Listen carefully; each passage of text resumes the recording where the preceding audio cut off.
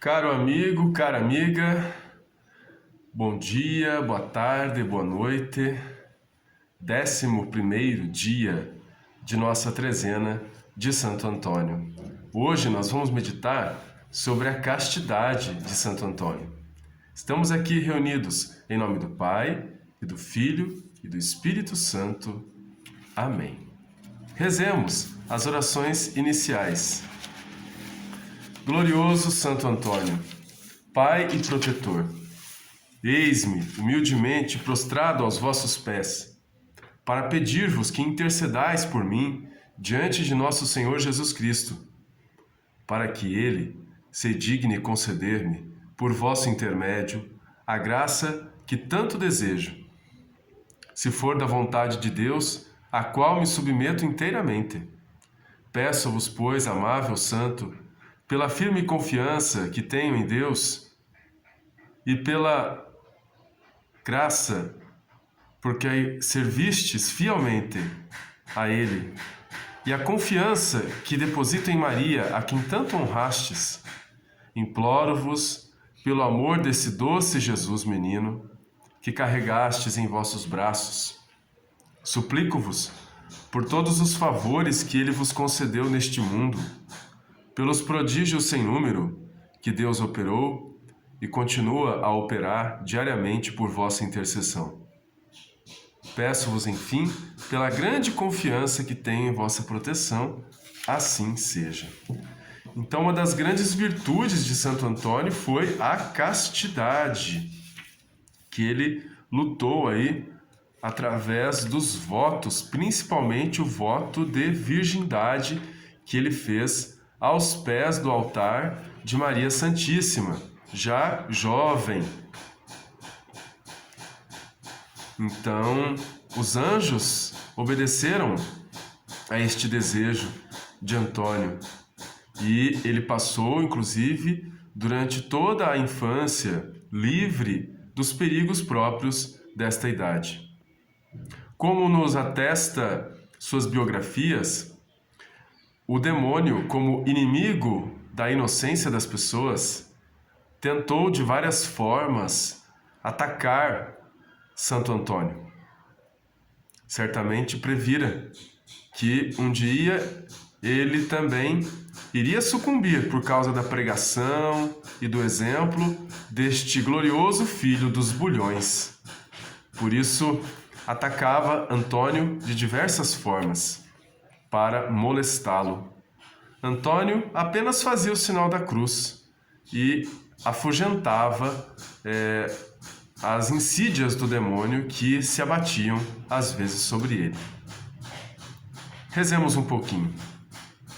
Glorioso Santo Antônio, vós que buscastes a virgindade aos pés de Maria Santíssima, olhai para mim, que tantas vezes deleito-me na tentação, não procuro o refúgio na oração, como vós procuráveis. Prometo-vos, meu querido protetor, não mais ser assim para o futuro, seguindo para sempre as vossas santas pegadas. Uma pequena história relacionada à questão do casamento, que tanto se tornou popularmente uma característica das intervenções milagrosas de Santo Antônio. Certa jovem romana, pobre, mas de pais ilustres, deixara-se enganar por um rapaz apaixonado.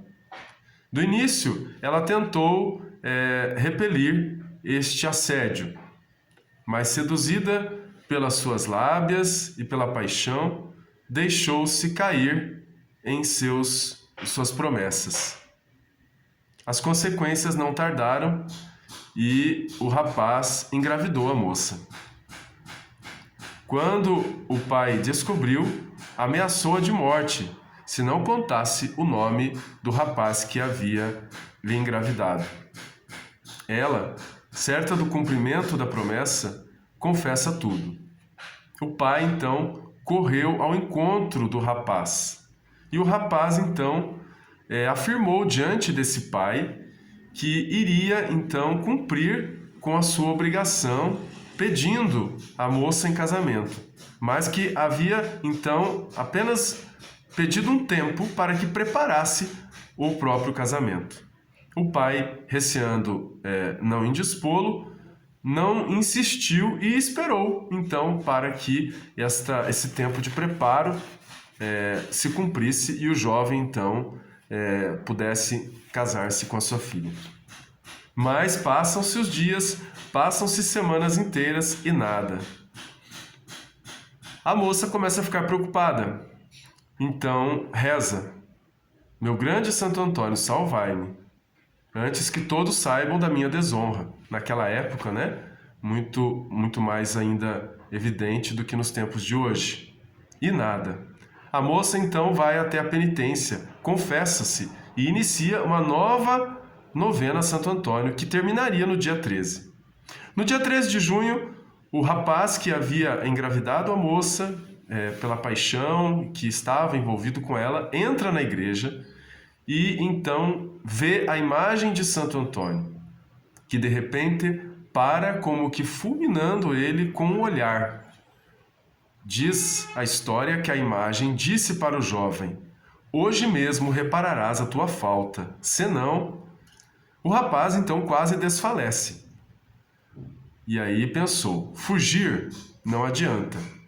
Procurou então o padre e confessou. Correu a falar com o pai da vítima, fez-se acompanhar ela à igreja e só saiu da igreja depois de ter realizado o matrimônio. Talvez, meus amigos, venha daí a história do santo casamenteiro.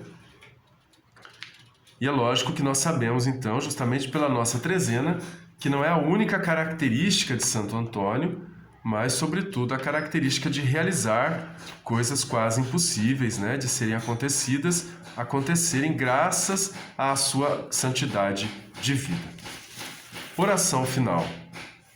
Saiba, quem busca milagres, que os enfermos sara Antônio, afugenta o erro, a morte, calamidade e demônio. Prisões e mares lhe cedem, saúde e coisas perdidas são aos jovens e aos idosos por ele restituídas. Necessidades, perigos, faz cessar entre os humanos, diga-o quem o experimentou e mormente os paduanos. Prisões e mares lhe cedem, saúde e coisas perdidas são aos jovens e aos idosos por ele restituídas. Rogai por nós, bem-aventurado Antônio, para que sejamos dignos das promessas de Cristo.